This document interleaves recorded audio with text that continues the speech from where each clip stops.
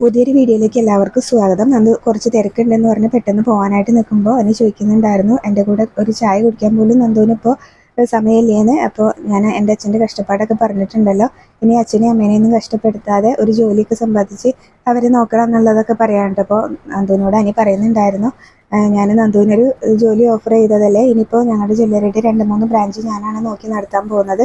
അതുകൊണ്ട് അവിടെ ആരെ ജോലിക്ക് വെക്കണം എന്നൊക്കെ എനിക്ക് തീരുമാനിക്കാം. എനിക്ക് നന്ദുവിന് നല്ല ശമ്പളത്തിൽ അവിടെ ജോലിക്ക് എടുക്കാനായിട്ട് പറ്റും എന്ന് പറയുമ്പോൾ നന്ദു പറയുന്നുണ്ട്, എന്തായാലും എനിക്ക് വേണ്ട, താങ്ക്സ് എന്നൊക്കെ പറഞ്ഞിട്ട് അവിടെ നിന്ന് പോവാണ് കേട്ടോ.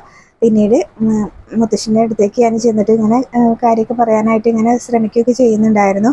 അപ്പോൾ ആ സമയത്ത് മുത്തശ്ശനോട് ഇങ്ങനെ ചോദിക്കുകയാണ്, മുത്തശ്ശ എനിക്കിപ്പോൾ എത്ര വയസ്സായി എന്ന് ചോദിക്കുകയാണ് കേട്ടോ. അപ്പം നിൻ്റെ വയസ്സ് നിനക്ക് തന്നെ ബോധ്യമില്ലേ എന്നൊക്കെ മുത്തശ്ശൻ കളിയാക്കിക്കൊണ്ട് ചോദിക്കുന്നുണ്ടായിരുന്നു. അപ്പോൾ എനിക്കിപ്പോൾ 25 ആയിട്ടുള്ളൂ എന്ന് പറയുമ്പോൾ, ആര് പറഞ്ഞു നിനക്ക് 25 26 തികയാനായി എന്നൊക്കെ പറയാണ്ട്, എന്നാലും അത്രയല്ലേ ആയിട്ടുള്ളൂ മുത്തശ്ശ, ഇപ്പം തന്നെ കല്യാണം നടത്തണോ എന്നുള്ള രീതിയിൽ സംസാരിക്കാനായിട്ട്. അപ്പോൾ മുത്തശ്ശന് ചെറുതായിട്ട് ദേഷ്യമൊക്കെ വരുന്നുണ്ട്. അപ്പോൾ ഞാനും മുത്തശ്ശിയും കൂടെ അമ്പലത്തിൽ പോയപ്പോൾ ചില ബന്ധുക്കളോടൊക്കെ പറഞ്ഞിട്ടുണ്ടായിരുന്നു, അതുപോലെ തന്നെ മുഹൂർത്തം കുറിക്കാനായിട്ട് പറഞ്ഞിട്ടുണ്ട്. പിന്നെന്താ നീ കുട്ടിക്കളി കളിക്കുകയാണോ, ആരാ അനാമികേനെ ഇവിടേക്ക് ക്ഷണിച്ചത്, ആരാ കുട്ടീനെ ഇവിടെ വന്ന് പരിചയപ്പെടുത്തിയത് എന്നൊക്കെ ചോദിക്കുന്നുണ്ടായിരുന്നു കേട്ടോ. പിന്നെന്താ നീ ഇങ്ങനെ പറയുന്നത് എന്നൊക്കെ ചോദിക്കുന്നുണ്ട്. അപ്പോൾ അല്ല മുത്തശ്ശ, 2 കല്യാണം ഇപ്പോൾ കഴിഞ്ഞിട്ടല്ലേ ഉള്ളൂ, 2 മരുമക്കൾ വീട്ടിലേക്ക് വന്നതിൻ്റെ ഇതിപ്പോഴും ഇങ്ങനെ വീട്ടിൽ തീർന്നിട്ടില്ല. നയനയുടെത്തി ഈ വീടിന് ചേർന്ന മരുമകളാണെങ്കിലും നവ്യയെടുത്തി അങ്ങനെയാണെന്ന് ഞാൻ ഒരിക്കലും പറയില്ല. ഇനിയിപ്പോൾ അതിൻ്റെ കൂടെ ഒരു പെൺകുട്ടിയും കൂടെ വന്നാൽ ആകെ താളം തെറ്റില്ല എന്നൊക്കെ പറയുമ്പോൾ മുത്തശ്ശൻ അങ്ങനെയൊന്നും ഉണ്ടാവില്ല എന്നൊക്കെ പറയാണ് കേട്ടോ. അതൊക്കെ ഓരോരുത്തരുടെ സ്വഭാവം അനുസരിച്ചിരിക്കും. അബിക്ക് ചേർന്ന പെൺകുട്ടി തന്നെയാണ് നവ്യ എന്നൊക്കെ പറയുന്നുണ്ടായിരുന്നു. പിന്നീട് ഇങ്ങനെ മുത്തശ്ശൻ പറയുന്നുണ്ട്, ഇങ്ങനെ കൊടുത്ത വാക്ക് ഇങ്ങനെ പാലിക്കാൻ പറ്റിയിട്ടില്ലെങ്കിൽ ഞാൻ നാളെ മരിക്കേണ്ട, ഞാൻ ഇന്ന് തന്നെ മരിക്കുന്നതാണ് നല്ലതെന്ന് പറയുമ്പോൾ നയന അതെല്ലാം കേട്ടുകൊണ്ട് അവിടെ തന്നെ നിൽക്കുന്നുണ്ടായിരുന്നു കേട്ടോ. അപ്പം നയന പെട്ടെന്ന് ഇങ്ങനെ അകത്തേക്ക് വരികയാണ്. അപ്പം മുത്തശ്ശൻ നയനയോടും കാര്യങ്ങൾ പറയുന്നുണ്ടായിരുന്നു കേട്ടോ. ഇവനിപ്പോൾ ഇങ്ങനെയൊക്കെ പറയുന്നത് ശരിയാണോ എന്ന് ചോദിക്കുന്നുണ്ട്. അപ്പോൾ നയനയും പറയട്ടോ ഒരിക്കലും ശരിയല്ല എന്നുള്ളതിൽ പറയുന്നുണ്ടായിരുന്നു. അനിയാണെങ്കിൽ നാനിനോടും ഇങ്ങനെ ഇടയ്ക്ക് ഇത് പറയുന്നുണ്ടല്ലോ, അപ്പോൾ അത് മുത്തശ്ശനോട് നാനി പറയുന്നുണ്ട്, എന്നോടും ഇതൊക്കെ ഇടയ്ക്ക് ഇങ്ങനെ വന്ന് പറയുന്നുണ്ട് എന്ന് പറയുന്നുണ്ടായിരുന്നു. അപ്പം അനി പറയുന്നുണ്ട്, ഇനിയിപ്പോൾ ഇതിൻ്റെ പേരിൽ ഇതൊരു വിഷയമാക്കണ്ട, ഞാൻ വെറുതെ പറഞ്ഞു എന്നുള്ളൂ എന്ന് പറഞ്ഞിട്ട് അനി അവിടെ നിന്ന് പോകട്ടെ. അപ്പോൾ മുത്തശ്ശൻ ഇങ്ങനെ നയനിനോട് പറയുന്നുണ്ടായിരുന്നു, അവൻ എന്തൊക്കെയോ പ്രശ്നങ്ങളുണ്ടല്ലോ എന്നുള്ള കാര്യങ്ങളൊക്കെ ഇങ്ങനെ പറയുന്നുണ്ടായിരുന്നു. അപ്പോൾ അതൊക്കെ ഒന്ന് മാറ്റിയെടുക്കണം, അങ്ങനെ ഞാനൊരു വാക്ക് കൊടുത്തിട്ടുണ്ടെങ്കിൽ അത് നടക്കണം മോളെ എന്നൊക്കെ പറയാനുണ്ട്. അപ്പോൾ അതൊന്നും ഓർത്ത് മുത്തശ്ശി ഉണ്ടാവണ്ട, അതൊക്കെ നടക്കും എന്നൊക്കെ പറയാണ്. അപ്പോൾ ഇങ്ങനെ അനാമികയുടെ അച്ഛന് വാക്ക് കൊടുത്തത് ഞാനാണ്, അതുകൊണ്ട് തന്നെ അത് നടക്കണം, അല്ലെങ്കിൽ പിന്നെ അനന്തപുരിയിലെ അനന്തമൂർത്തിക്ക് ഒരു വാക്കേ ഉള്ളൂ എന്നൊക്കെയാണ് അവർ ഇങ്ങനെ വിചാരിക്കുന്നത്. അത് വാക്ക് പാലിക്കാൻ കഴിഞ്ഞില്ലെങ്കിൽ അത് മരിക്കുന്നതാണ് നല്ലതെന്നൊക്കെ ഇങ്ങനെ പറയാണ് കേട്ടോ. അപ്പോൾ അവരുടെ മുന്നിൽ ഞാൻ ഒന്നും അല്ലാതായി പോകുന്നൊക്കെ പറയുന്നുണ്ടായിരുന്നു. പിന്നീട് മുത്തശ്ശൻ മരുന്ന് കഴിക്കുന്നതാണ് കേട്ടോ, മരുന്നൊക്കെ എടുത്ത് കൊടുക്കുകയാണ് കേട്ടോ.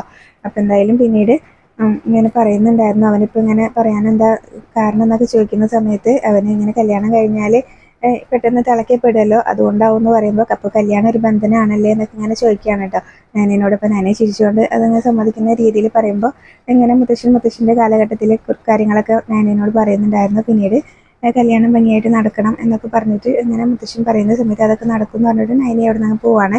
പിന്നീട് അനിയനോട് ചെന്ന് സംസാരിക്കുന്നുണ്ട്, നീ എന്തിനാ മുത്തശ്ശനെ ഇങ്ങനെ വിഷമിപ്പിക്കുന്നത് എന്നൊക്കെ ചോദിക്കുമ്പോൾ, എൻ്റെ വിഷമം കാണാൻ ആരുമില്ലല്ലോ എന്നൊക്കെ പറയാണ് കേട്ടോ. അപ്പോൾ ആ സമയത്ത് പിന്നീട് ഞാൻ ഒരുപാട് കാര്യങ്ങളൊക്കെ പറഞ്ഞ് മനസ്സിലാക്കി കൊടുക്കുകയൊക്കെ ചെയ്യുന്നുണ്ടായിരുന്നു. മുത്തശ്ശനല്ലേ വാക്ക് കൊടുത്തത്, അപ്പോൾ എന്തായാലും അതൊക്കെ നടക്കണം, ഈ വീട്ടിലുള്ളവരെ അനുസരിക്കുന്നത് തന്നെയാണ് നല്ലത്. ഇനിയിപ്പോൾ അനി സ്നേഹിക്കുന്ന പെൺകുട്ടീനെ ഈ വീട്ടിലേക്ക് കൊണ്ടുവന്നാലും അനാമികയുടെ ഒരു ശാപം അങ്ങനെ നിങ്ങളുടെ ജീവിതത്തിൽ എന്നും ഇങ്ങനെ വേട്ടയാടിക്കൊണ്ടിരിക്കും എന്നൊക്കെ പറയാണ് കേട്ടോ. അപ്പോൾ അതുപോലെ തന്നെ അനാമികയ്ക്ക് നല്ല ഇഷ്ടമാണ് അനീനെ, അതുകൊണ്ട് തന്നെ ഇങ്ങനെ ആ കുട്ടിക്ക് വലിയ വിഷമാവും എന്നൊക്കെ പറഞ്ഞ് മനസ്സിലാക്കി കൊടുക്കുന്നുണ്ടായിരുന്നു. അപ്പോൾ ആ സമയത്താണെങ്കിലും പിന്നീട് അനിങ്ങനെ ചോദിക്കുന്നുണ്ടായിരുന്നു, അതുപോലെ തിരിച്ചും സംഭവിക്കാമല്ലോ, ഞാൻ അനാമികനെ കല്യാണം കഴിച്ചാൽ ഞാൻ സ്നേഹിക്കുന്ന പെൺകുട്ടിയുടെ ആ കണ്ണീരും ഞങ്ങളുടെ ജീവിതത്തിൽ എന്നും ഇങ്ങനെ വേട്ടയാടിക്കൊണ്ടിരിക്കില്ല എന്നൊക്കെ പറയുമ്പോൾ നയന പറയുന്നുണ്ടായിരുന്നു, ഇതിനെക്കുറിച്ച് തർക്കിക്കാനൊന്നും ഞാനില്ല, എന്തായാലും ഈ കല്യാണം നടക്കണം തന്നെയാണ് എൻ്റെ ആഗ്രഹം, ഞാൻ അതിന് വേണ്ടിയിട്ട് നന്നായിട്ട് പ്രാർത്ഥിക്കുന്നുണ്ടെന്ന് പറയുമ്പോൾ, എടുത്ത് എന്തിനാണ് പ്രാർത്ഥിക്കുന്നതെന്നൊക്കെ ചോദിക്കുകയാണ് കേട്ടോ. അപ്പോൾ അത് ശരി, നീ എൻ്റെ സ്വന്തം അനിയനല്ലേ, അപ്പോൾ ഞാൻ അതിന് പ്രാർത്ഥിക്കേണ്ടേ എന്നൊക്കെ ചോദിക്കുകയാണ് കേട്ടോ. അപ്പോൾ പിന്നീട് ഞാൻ ചോദിക്കുന്നുണ്ടായിരുന്നു, എന്നാലും ആ പെൺകുട്ടി ആരാന്ന് ചോദിക്കുന്നുണ്ട്. ആ പെൺകുട്ടിയുടെ പേര് പറഞ്ഞാൽ ഏട്ടത്തി ഞങ്ങളുടെ കല്യാണം നടത്തി തരുമെന്ന് ചോദിക്കുകയാണ് കേട്ടോ. അങ്ങനെ ഒരു ഉദ്ദേശം മനസ്സിൽ വെച്ചാണെങ്കിൽ ആ കുട്ടിയുടെ പേര് പറയണ്ടെന്ന് പറയാണ്. അപ്പോൾ ആ സമയത്ത് അനി പറയുന്നുണ്ട്, എന്നാൽ പിന്നെ പറയുന്നില്ല എന്ന് പറയുകയും ചെയ്യാണ് കേട്ടോ. ആ സമയത്ത് അനിയനോട് നയന ചോദിക്കുന്നുണ്ടായിരുന്നു, അങ്ങനെ അനിയുടെ ഇഷ്ടം ആ പെൺകുട്ടീനോട് തുറന്നു പറഞ്ഞിട്ടില്ല എന്നല്ലേ പറഞ്ഞതെന്ന് പറയുമ്പോൾ, എന്നാലും എനിക്കറിയാം ഈ കല്യാണം നടക്കുക എന്ന് പറഞ്ഞപ്പോൾ അവൾ ഭയങ്കര നിരാശയിലാണ്, എനിക്ക് ഇങ്ങനെ അവളോട് സ്നേഹമുണ്ടെന്ന് അവൾക്ക് അറിയാമെന്നൊക്കെ ഇങ്ങനെ പറയുകയും ചെയ്യുന്നുണ്ട്.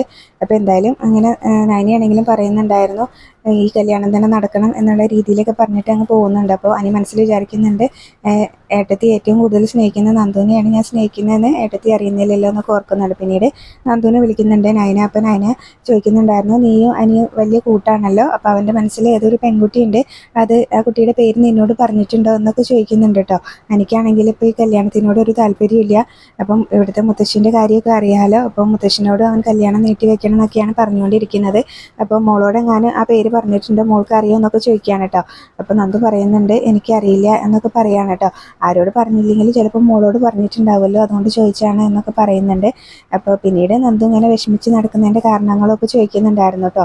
അപ്പോൾ നിനക്ക് ആ പഴയ സ്മാർട്ട്നെസ് ഒന്നും ഇല്ലല്ലോ, നീ ഇങ്ങോട്ടൊന്ന് വാ എന്നൊക്കെ ഇങ്ങനെ പറഞ്ഞ് വിളിക്കുന്നുണ്ട് കേട്ടോ. അപ്പോൾ ഞാൻ അങ്ങോട്ട് വന്നാൽ അമ്മയ്ക്കൊന്നും അച്ഛനൊന്നും ഇഷ്ടാവില്ല എന്നൊക്കെ പറയുമ്പോൾ ഇവിടെ പല സംഭവങ്ങളും നടന്നതാണല്ലോ, അപ്പോൾ നമ്മളൊക്കെ ഇപ്പോൾ രണ്ടാം തരക്കാരാണല്ലോ, അതുകൊണ്ടായിരിക്കും എന്നൊക്കെ പറയാൻ കേട്ടോ. ഞാൻ അങ്ങോട്ട് വന്നാൽ ഇങ്ങനെ അവിടെ ആർക്കും ഇഷ്ടപ്പെടില്ല എന്നൊക്കെ പറയുമ്പോൾ എല്ലാവർക്കും അല്ല, നമ്മളെ ഇഷ്ടപ്പെടുന്നവരും ചിലരൊക്കെ ഉണ്ട്. ഞാനിപ്പോൾ അന്നത്തെ സംഭവത്തോടുകൂടി ഇങ്ങനെ ആദർശേട്ടൻ്റെ മുത്തശ്ശിൻ്റെ കാര്യം അറിഞ്ഞതുകൊണ്ട് മാത്രമാണ് ഞാനിവിടെ പിടിച്ചു നിൽക്കുന്നത്.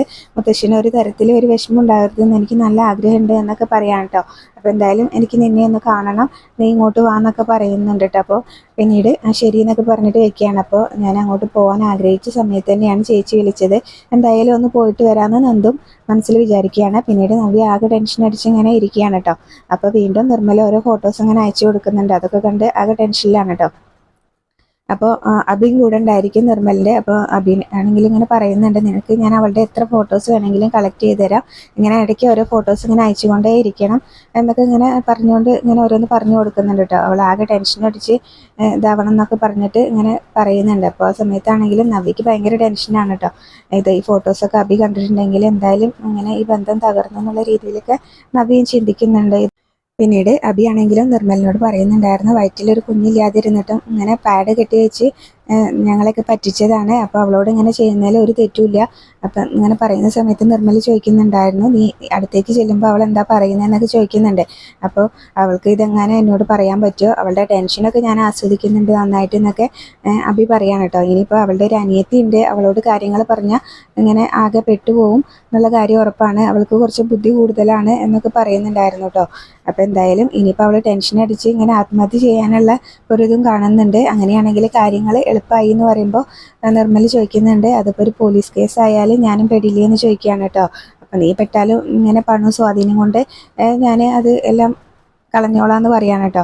നീ കളയേണ്ടി വരും, അല്ലെങ്കിൽ പിന്നെ നിൻ്റെ പേര് ഞാൻ വിളിച്ചു പറയുമെന്ന് പറയുമ്പോൾ അതിനൊന്നും ആവശ്യം വരില്ല എന്നൊക്കെ അബിയും പറയാണ് കേട്ടോ. ഞാൻ തന്നെ അതെല്ലാം കൈകാര്യം ചെയ്തോളാം എന്നുള്ള രീതിയിൽ അബി സംസാരിക്കുകയാണ്. പിന്നീട് നവ്യാണെങ്കിലും ഭയങ്കര ടെൻഷനിലാണ്. അപ്പോൾ നയന അവിടെ അങ്ങനെ എന്തോ ചെയ്തുകൊണ്ടിരിക്കുന്ന സമയത്ത് നവ്യ അതിലേ വരുന്നുണ്ട് കേട്ടോ. അപ്പോൾ ഇങ്ങനെ അവളോട് പറഞ്ഞാലോ, നയനയോടെല്ലാം തുറന്ന് പറഞ്ഞാലോ, ഇനിയിപ്പോൾ ഞാൻ കുഞ്ഞുണ്ടെന്ന് കള്ളം പറഞ്ഞുകൊണ്ട് ഇനിയിപ്പോൾ അവളെൻ്റെ കൂടെ നിൽക്കാനും സാധ്യതയില്ല എന്നൊക്കെ ഓർത്ത് ഇങ്ങനെ അവിടെ നിൽക്കുകയാണ് കേട്ടോ. അപ്പോൾ എനിക്ക് കാര്യം മനസ്സിലാവുന്നുണ്ട്, എന്താണെന്നൊക്കെ ചോദിക്കുന്നുണ്ട്, എന്തെങ്കിലും പറയാനുണ്ടോ എന്നൊക്കെ ചോദിക്കുകയാണ് കേട്ടോ. അത് പിന്നെ പറഞ്ഞിട്ട് പിന്നെ ഇങ്ങനെ പറഞ്ഞു തുടങ്ങുകയൊക്കെ ചെയ്യുന്നുണ്ട്. അപ്പോൾ നിനക്ക് എന്തെങ്കിലും ഒരു പ്രശ്നം ഉണ്ടെങ്കിൽ നീ അത് നിൻ്റെ ഭർത്താവിനോട് പറയുമോ എന്നൊക്കെ നയനയോട് ചോദിക്കുകയാണ് കേട്ടോ.